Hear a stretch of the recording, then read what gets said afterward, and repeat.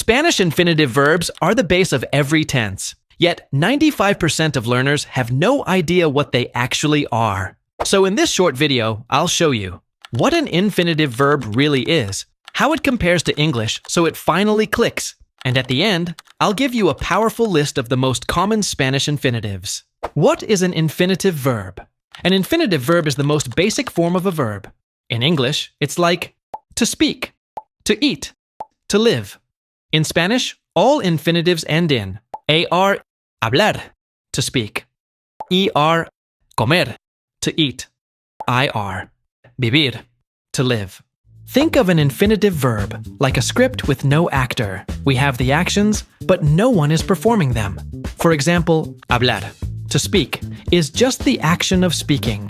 Correr, to run, is just the action of running. With infinitive verbs, we don't know who is doing the action. It's just the action itself. And this is important because before you can say, I spoke, I speak, I will speak, you need the base verb, to speak. So understanding infinitives is the first step to conjugating verbs in any tense, present, past, or future. And if you want to finally understand what tenses and conjugation really are, don't miss the next video. Now I'll give you a powerful list of the most common Spanish infinitives. And at the end, I'll tell you how to get it completely free. These are the verbs you'll see and use all the time. So pay attention. Verbs ending in AR. Hablar, to speak, trabajar, to work, estudiar, to study, comprar, to buy, caminar, to walk. Verbs ending in ER.